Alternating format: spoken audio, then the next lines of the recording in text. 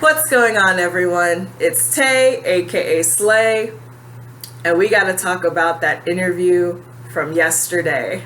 I live tweeted it, so a lot of you may already know my thoughts, but I took a day so that I could do this video and not allow my anger to overshadow my overall message and the reason that I'm making this video. So let's not even waste any time. Let's jump right into it. First things first. I do not personally support Jeffree Star, but I have videos on this channel of me showcasing his makeup, of me saying that I do support him, and then rescinding support for him. Because after the very first Shane Dawson docuseries with Jeffree, I thought that he had grown, I thought he had matured, and I was like, he's ready to move on, I'm ready to move on. Let me go and see what his makeup is like. And so I purchased them. His makeup is no longer in my collection because I saw the type of person that Jeffree was by the way he conducted himself on social media. That might not matter to a bunch of people. Spend your money however you want to spend your money. Support who you want to support. I know I have makeup in my collection from brands that people no longer support. And I've never been that person to go online and tell people, especially other Black women who do use Jeffree Star products, and be like, you're a coon, you're this, you're that, I can't believe you're using this person's makeup.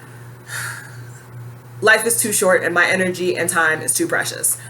So I'm putting all of that aside. The reason that I'm making this video is, one, as a woman, we all know someone who has been or are survivors ourselves of sexual assault. And I feel that this interview completely lost sight of the reason the interview was to be taking place. The interview devolved into the biography of Jeffree Star instead of being about, I'm conducting an investigation on the conduct of Davi Vanity and these allegations. I want to help get justice for these young women. Did you see anything? Because we have evidence where you said you saw things. Then you rescinded those statements and then decided to work with this person again. What really went on? What did you see, if anything? What did you know, if anything? What did you hear, if anything? And there was so much information that had nothing to do with any of that. Jeffree addressed the tweets, but before this interview took place, he said that they were photoshopped, they were taken out of context, there was misinformation going around. It's like, no, those things were there, and they were there on your Twitter for years. I don't understand why now you would come out and say those were wrong, those were lies. So as we go through, I'm going to give you my thoughts that I had while watching this interview, this farce, this absolute joke as it was. I'm going to say this right up front. If Jeffree had just come out and said, listen, I said those things because I did see things, but then I rescinded them for these reasons. And now that I'm seeing all of these victims come forward, I feel convicted in my heart. What can I do? I want to help them get the justice they deserve. Or I said those things in a moment of anger. They were just rumors and speculation to me. Because I believed they were just rumor and speculation, I rescinded them. Now that I see that the rumors were true, I want to help these victims get the justice they deserve. That's really what it should have been, point blank, period. But no, we went on all of these different tangents. The victims were lost in the shuffle. Now, a lot of people are saying, well, why are people going after Jeffree? Jeffree isn't the one who should be in jail. And I completely agree with that. Jeffree Star is not the person that we're going after, even though some of his past behavior is now being dug up. But the thing is, and I watched this earlier this morning, I watched the interview that Damian Lionheart did with Pastel Bell. And she said that even herself, she is culpable. it was complicit because she saw things and didn't speak up. She said everybody that was of age saw what was happening and said nothing. And that's why we are all going after Jeffree. That's why we're going, hey, what did you see? And yes, Jeffree, I agree. If Jay saw something and Jay lived with this man and there was maybe even more explicit acts taking place under the roof that he shared with Davi, then yes, he most definitely should come forward.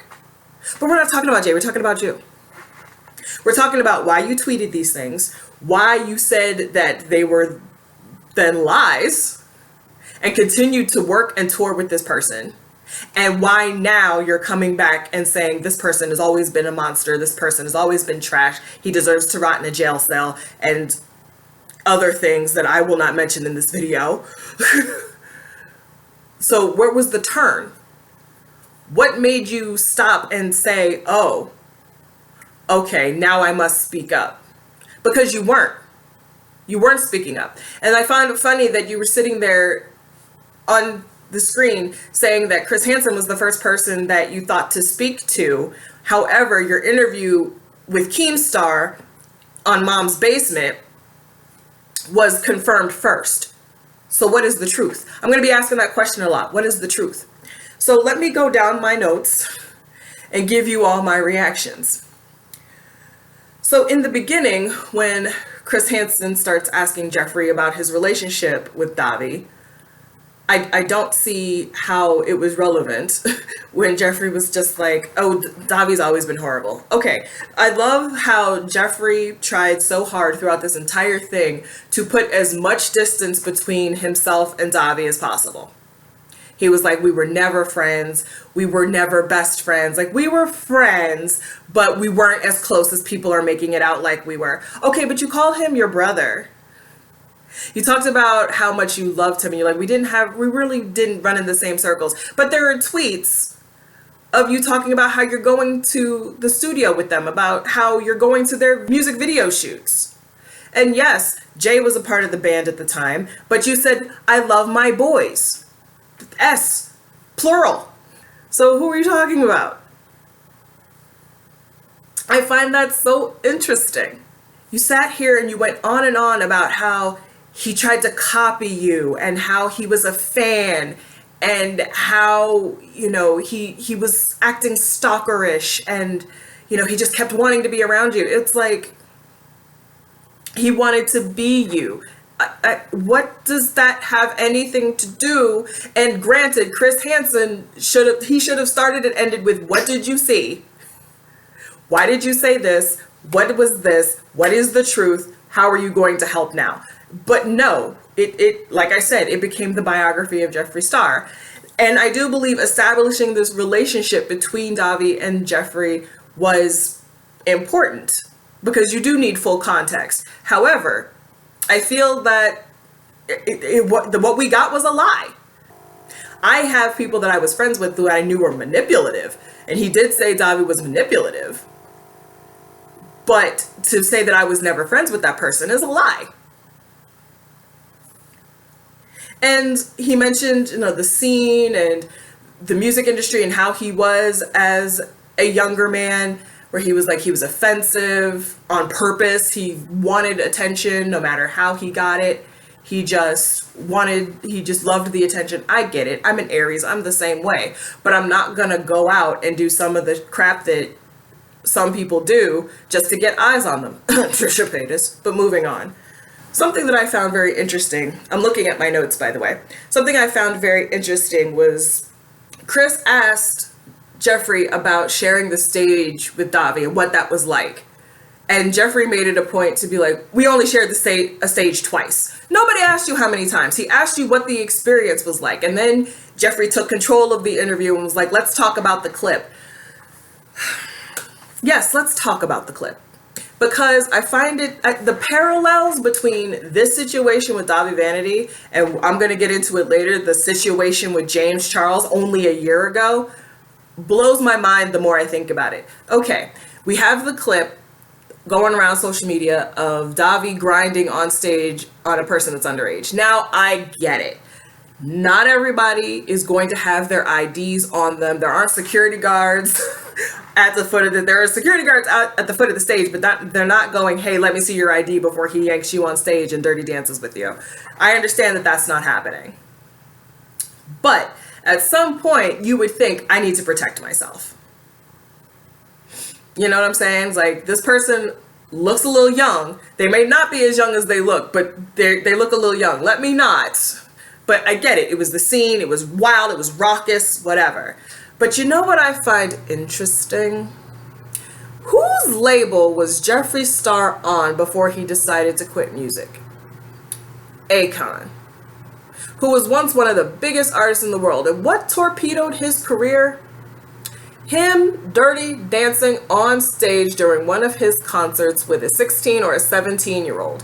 Again, how did this person get into the club? It was a 21 and over club. Maybe she used a fake ID. He didn't know. But you haven't heard from Akon since. You could have been like, you know, he even said he had seen inappropriate things. So if you see inappropriate behavior taking place, why continue to put yourself in that situation? Some would say money. We will get into that later. I mentioned it before, why people are, you know, even Jeffree was like, I don't understand why people are coming after me. Because you had a responsibility to speak up. Everybody who was of age that saw whatever went down, going down, had a responsibility to speak up and to protect these fans. Now, Jeffree said that he didn't purposely bring his fans around Davi Vanity. Okay, Jeffree, you are a YouTuber and you've been in the music industry. So you have two examples of the power of a collab. You know that when you collab with another person, let's just look at YouTube. When your good sis Tati collabed with you, her subscription numbers shot way up because your fans looked at her and said, oh, Jeffree is cool with Tati. So it must be cool for me to be cool with Tati. Let me give her this sub right quick. Let me give her my support because somebody that I love also supports her. That's how it works. When you bring somebody onto your channel or somebody brings you onto their channel, somebody even just mentions your name. That's exposure.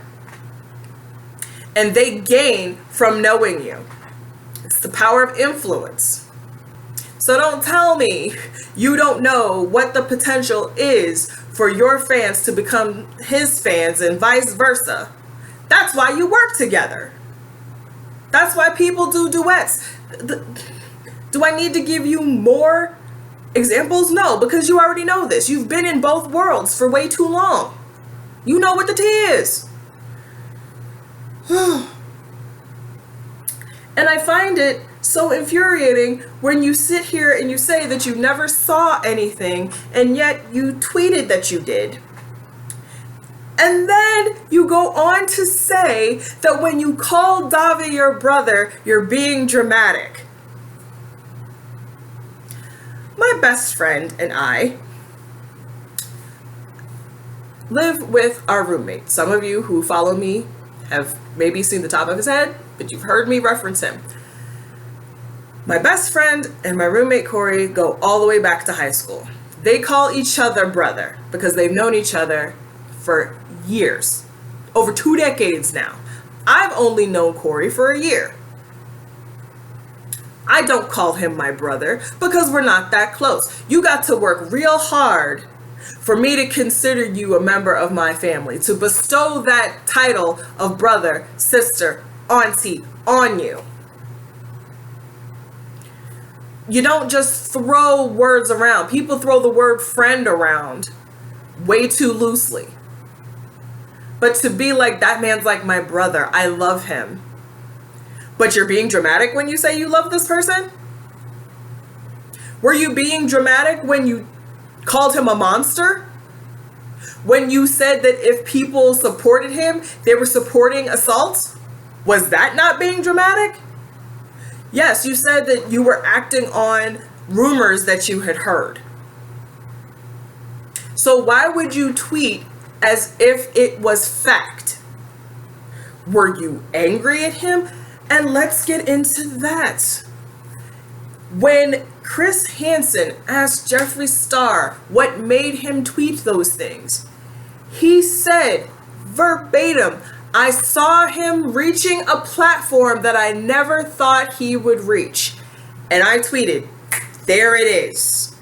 The minute somebody starts to surpass Jeffree in terms of popularity, he gets threatened and throws that word around. We saw it happen with James Charles. Tati made her video. Everybody was tweeting, making videos about it. And right as it started to die down, Jeffree jumped in and said, "This kid is a predator. I've seen it. I have all of the proof. He is disgusting. I'm going to take it down."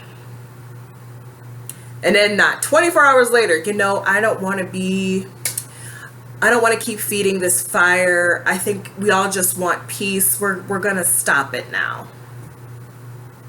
And then you did the same thing that you did with Davi. You pulled back and then tried to make this person your friend again. Tried to get on their good side again. Because wasn't it just a few weeks ago, Jeffree was like, retweeted one of James' tweets and was like, "Congratulations, boo, you look so beautiful." So you're just out here accusing people with zero proof? With zero proof? And then you come to your senses and you're like, no, I'm sorry, let me... You know how serious this is. So you out here trying to stop two bags? Was that all it was? The difference between James and Davi is Davi actually hurt people. And that's why we're coming to you. Chris Hansen, I don't even need my notes. I'm just gonna talk right now. Chris Hansen mentioned that Jeffree has a huge platform. He does. I can't deny that from him. Nobody can take that from him. Jeffree has a huge platform. He's got, 18, 19 million subscribers up in here? People that watch every single video? Views in the millions every time he uploads? The reason people are asking Jeffree to speak out is because of his high profile, because of his platform, and Chris even mentioned it, because Jeffree is such a recognizable figure, because he is so public. He can shine a light on this and get it the attention it might not get. That's how it works. That's why we're asking why you didn't speak up. That's why we're asking, when you started to hear all of these allegations, why you stayed silent.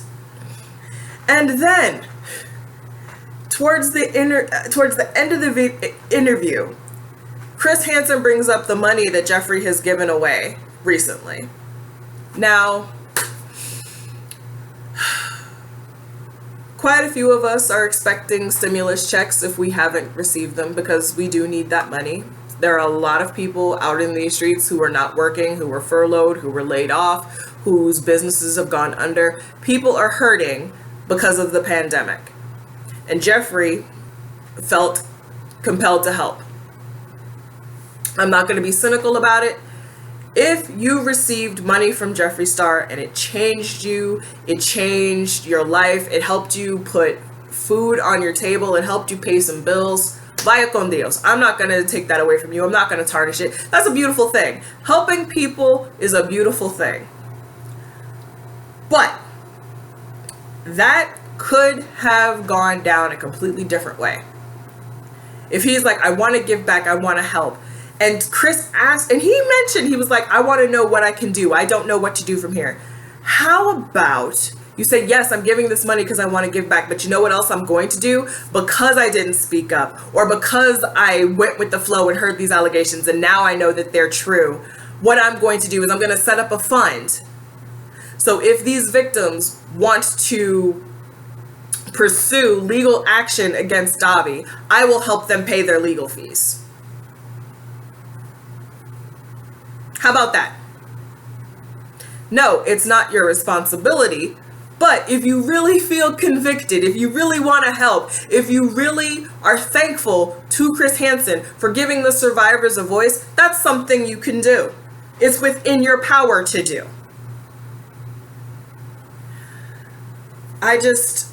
The fawning that Chris Hansen did over Jeffree, and I know that most of us watching weren't expecting hard-hitting questions to come. Like, this was not To Catch a Predator. Okay? This was not Chris Hansen walking into a fake house and sitting down with somebody who had sexually explicit conversations with somebody that they believed a minor, with his crew around him, hyping him up, being like, all right, we got this, it's time to go. This was him at his home, sitting with a mic, talking to Jeffree over Skype or Zoom or whatever other video chat service he chooses to use, and basically stroking Jeffree's ego, asking questions when the conversation should have been around, this is why I said these things, this is why it was wrong. Do I believe Jeffree didn't see anything illegal going on? There are tweets where he said he did. Do I believe that he witnessed intercourse happening with underage women? More than likely he did not. I wanted to bring up another point. Both Chris and Jeffree mentioned other high-profile cases, Harvey Weinstein, Bill Cosby. I remember when the whole Harvey Weinstein thing was really picking up steam, and I saw so many articles of people stating why they stayed silent. And it was almost always the same story. It was, he had the keys to the kingdom. I had loans and bills to pay off. I was working my dream job. He was the head honcho and he had all the power. Everybody wanted to be around him because of the opportunities that they were afforded by knowing this person, by working for him, by being around him, by being a yes man. I didn't want to jeopardize my career by speaking up. I would have had more respect if that's what Jeffree said. If he had come out with this is why I stayed silent, because I didn't have all of the proof. It was just rumors and hearsay. And I know that so many cases do go unsolved and people go unpunished because people aren't believed. And this is very hard to prove in a court of law. And I don't want to recklessly ruin careers with going only on rumors and hearsay. I get it. I completely get it. But the thing with that, again, with drawing the parallel between Davi and Harvey, is that people knew things were going on. It was what's called an open secret. But people did not want to jeopardize their livelihoods, their lifestyles, the cash flow, so they stayed quiet. If that's what happened, say it. But we got no straight answers. And we got no, this is how I want to help. I'm speaking up now because. And it's so disappointing. It's so disappointing. This is about what happened to these young girls when they were below the age of consent. This is something that happened that was life-altering, that many people apparently knew about and did not speak up about. And we're looking at someone who has possibly the highest profile in all of this to shine a light on this and say, I believe the survivors. I'm going to do what I can do to pay penance, to give support, whatever, because I did not speak up when I had the opportunity to before. And that didn't happen. I know that the Keemstar interview is going to be a dumpster fire as well. The only good interview that I've ever seen Keemstar do was the one that he did with Romeo Lacoste. He got all in that ass on that one. I give him all of the props for that. And I don't have the faith that he'll do that with Jeffree when they speak. And because he didn't do it with Onision. So my final thoughts is this. It's the same as I've said. This conversation, this interview should have been about the victims, what Jeffree did or didn't see, why he tweeted what he did, why he acted the way he did, and what he's going to do moving forward. And it was just, here's Jeffree Star. Watch him deny Davi Vanity 3 times before the cock crows. That's basically what happened. So my wish is that if Jeffree is at all moved by what is going on, that's where I'm going to end it today. I ask that people please be respectful in my comments. Rude messages will not be replied to. They will be deleted. Let's take care of yourselves and each other. Remember to stay safe and sane. I will see you in the next one. There are a million videos you could have watched today. I thank you for coming to slay. Later.